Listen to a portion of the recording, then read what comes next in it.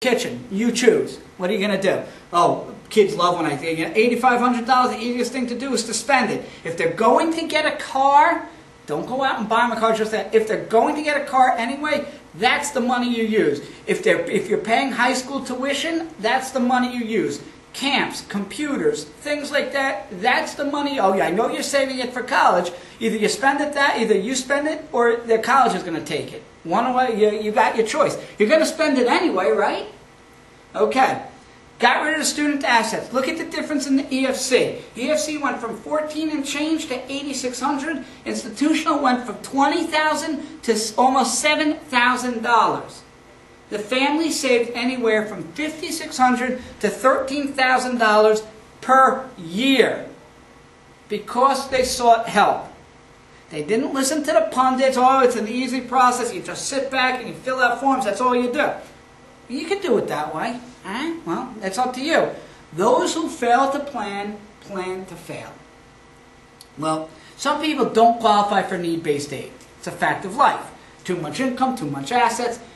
What we do for them, we talked about positioning for scholarships, IRS tax capacity. There's a lot of different things we do from them. I don't want to keep you, so I'm going to skip most of this stuff. All right, how to pay less for college. Apply to the right schools. I can't stress that hard enough. You shoot for the stars, you're going to pay like a star. I'm telling you that right. If you shoot mid-level, and there's nothing wrong with going to Monmouth, or going to Rider. There's the guy who founded E-Trade went to William Patterson. Okay? How many people do you know, I'm not picking on Harvard or anything else like that went to Harvard because, Daddy got them in. We can talk all day about that. Applying to the right schools. And once again, if you don't agree with me, that's fine. I can't, and everybody's entitled to it, and some people don't. Some people have to go to, Brandeis, shoot for the stars. It's okay.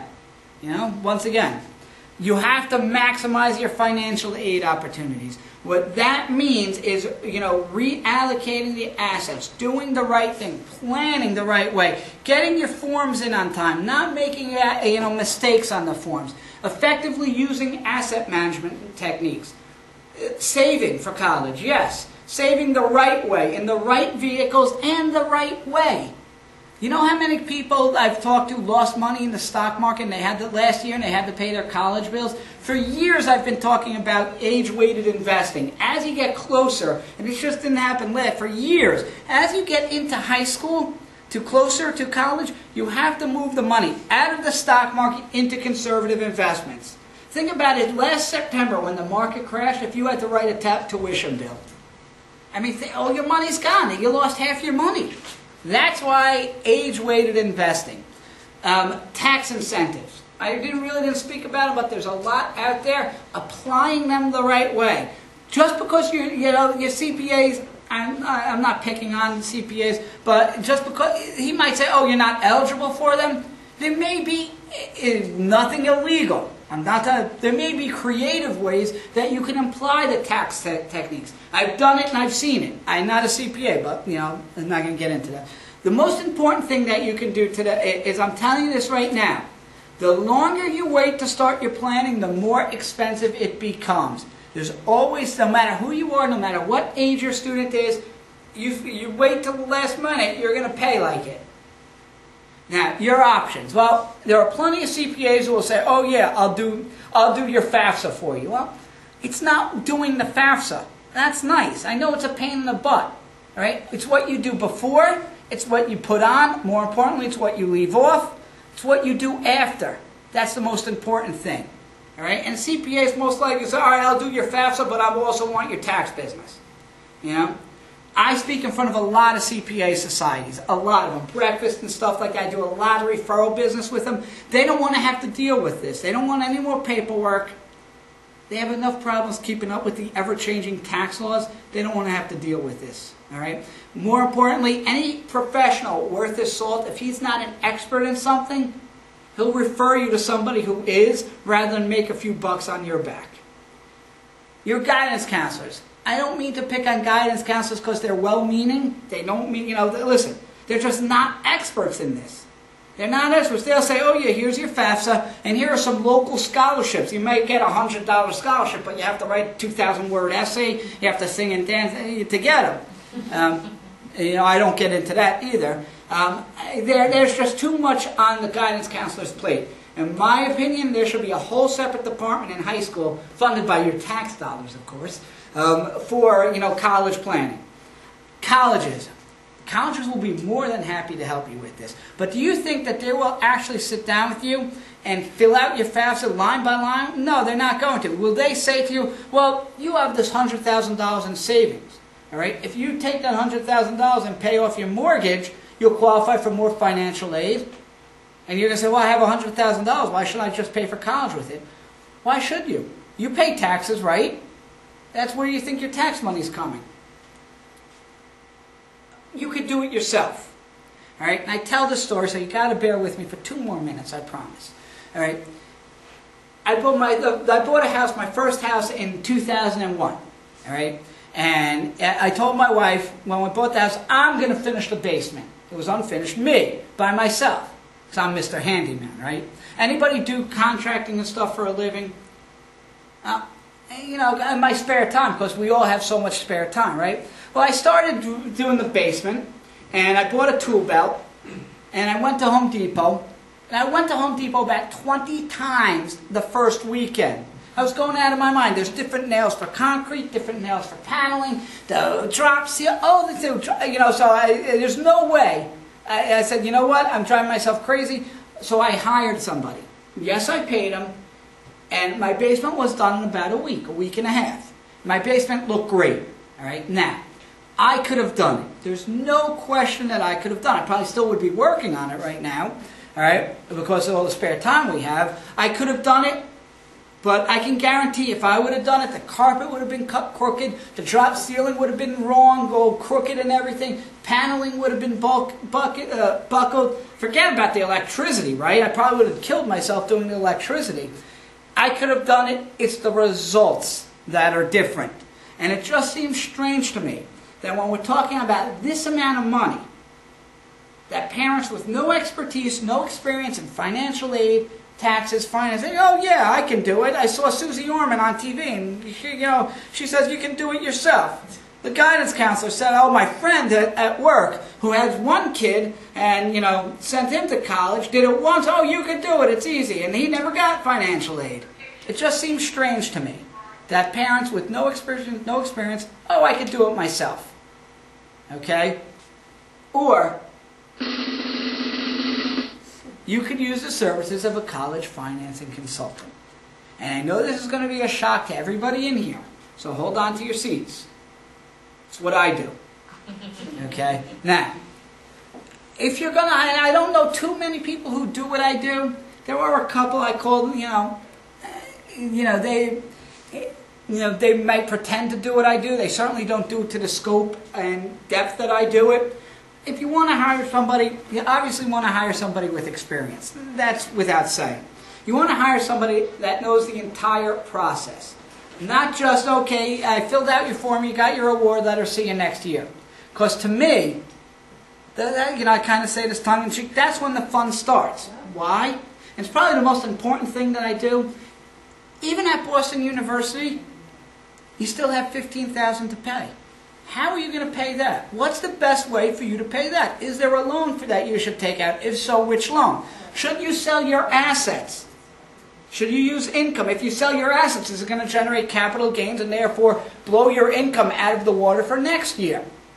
It's just not okay, pay it. There's a whole system to it.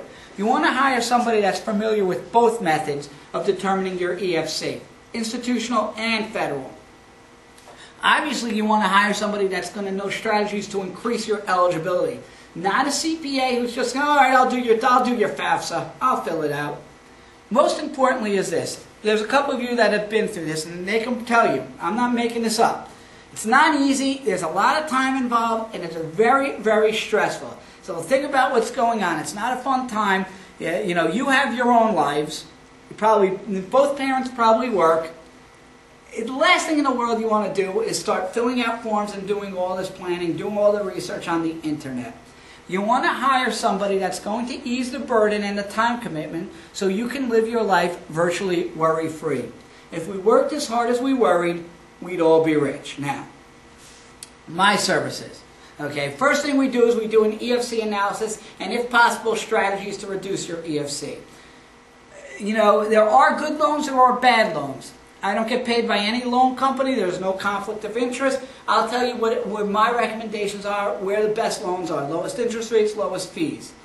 I do all the financial aid forms for you, guaranteed done on time, guaranteed done correctly. College search and selection. I will give you a college search. I will give you a list of colleges that I know are going to give you scholarships. I know it. It's proven. It's tested. I will also tell you what the scholarships are. The list will say, at University of Hartford, there's a presidential scholarship for $7,500 that you are eligible for. All right? It's going to be a list of schools like that. I direct. The schools don't talk to me. They only talk to parent or student. I direct the negotiations. What that means is I will write the letters for you. I will tell you what to say. Once again, if you don't follow the system and you just want more money and you have no reason to appeal, you can't appeal. All right? You have to have a reason. And most importantly is this. I will be your guide. I will make sure you don't miss any deadlines. I will make sure everything runs smoothly. If you've never been through this process, it's not going to be fun. It's not going to be easy the first time. I will be your guide through the entire process. Now, everybody that comes to one of my seminars is entitled to a free consultation. There's only two ways to get a free consultation. First is come to a seminar. The second is to be referred to me.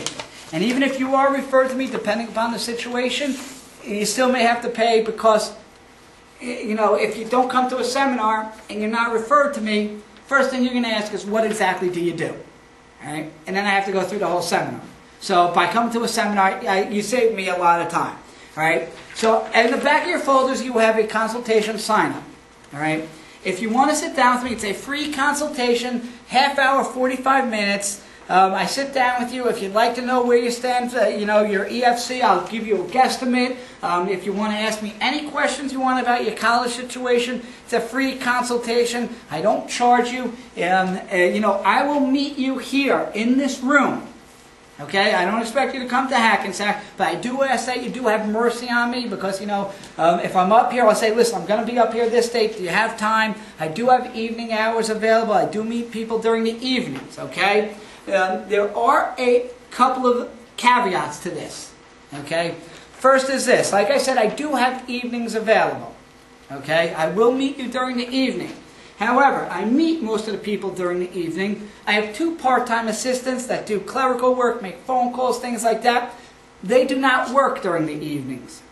I need a daytime number to call you, okay? That's number one. Number two is you will get a call tomorrow or Thursday or Friday from my office. It would be great if you could go home, think of a couple of dates and times that are available, so when me or somebody from my office calls you, it's a quick phone call. Nobody's going to be rude or mean to you. We don't mean to interrupt you at work. It'll be 2 minutes. We're going to say something like, you were at the seminar, you requested a consultation, do you have a couple of dates and times available? Great, set the date and time. You will get an email from me. Okay, so, confirming this with a list of stuff to bring, like your tax returns and so forth. Okay, it's not hard. I don't make it hard for you. Believe me when I tell you, I'm trying to make your life easier. Okay, that's the first two things. I do need a daytime number. I'm not going to be intrusive to you. We're not going to yell and be nasty to you. You will get a call tomorrow from my office from somebody asking about the consultation. The third thing is this. I run my business kind of like the golden rule. I treat you like I like to be treated. I don't believe in the salesy process. I think my services have a lot of value to them. And what I do is this. I don't like when people keep calling me and calling me and calling me. If we call you tomorrow and we get your voicemail, we're not going to hang up. We're not animals, all right? We're not going to hang up on you. We'll leave a message and, hopefully you'll get back to us. If you don't, you forget. That happens. We call you twice. If you don't call us back after 2 or 3 times, it's obviously you changed your mind, and that's fine. Okay, everybody's entitled to change their mind. That's fine. But we are not going to keep calling you and calling you and calling you and calling you. That's not what we do. Okay? So those are the first three things. Okay? Daytime number. You think of a couple of dates and times for tomorrow. And, if we don't get you, please just keep in mind to return our phone calls because, we just don't have time to keep calling and calling and calling you. Now, it does say, the last thing is this. It does say that the consultation costs $35. It is free, okay? I put that there as a reminder because when I first started, I would be meeting people 7 o'clock at night, and I think that everybody here who comes to my seminar, I don't think anybody has ever gone away and said, "Oh, that was a waste of time." Okay, I don't think anybody. I think I give a lot of good information, more than most people would. All right, and most people say, "Well, to get that, you have to pay me for that." No, I don't do it that way, okay? I do that for a certain reason, all right? When I first started, I would meet people 7 o'clock at night. And listen, I'd much rather be at home. And, I'm embarrassed, like I said, I'm a Met fan, so I'd much rather, be watching a Met game or, American Idol or something like that. I always tell people my wife makes me watch it, but I like it. I asked this, all right? I gave you a lot of good information. If you are sitting there right now saying there's absolutely no way in the world I'm going to do business with this guy, and make no mistake about it, I'm not asking for a commitment and there's certainly no obligation. If you're sitting there saying there's absolutely no way I'm going to do business with this guy, please don't waste your time, don't waste my time. I've given you a lot of good information. You got a lot of stuff in your packet, good information. All I ask is that you don't waste my time when we sit down and meet, okay? That doesn't mean, like I said, there's an obligation or commitment, all right? But it's certainly not for, wasting time, not like I like to say tire kickers, okay? Once again, there's no obligation, no commitment. If you seriously want to find out, what I can do for you, if there's anything I can do for you, what your college financial situation is like, your EFC and things like that, if you're going to qualify, maybe a couple of schools I can recommend to you, absolutely. I have no problem sitting down. As you can tell, I don't mind talking about this stuff. So I don't mind sitting down with you. What I do mind is people who, just want free information,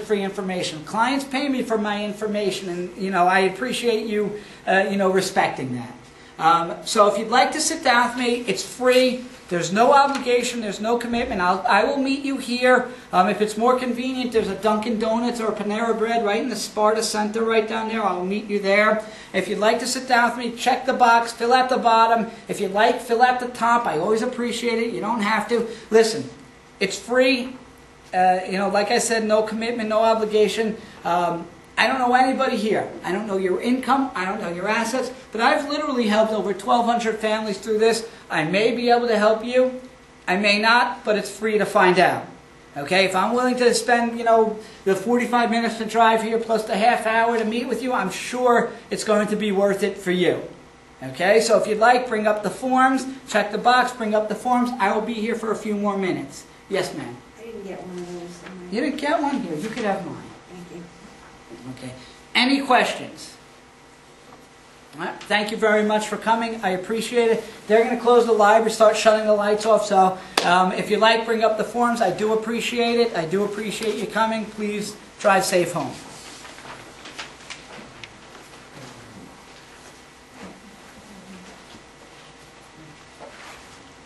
Just lay him here. Yeah, thank you very much. Thanks for coming.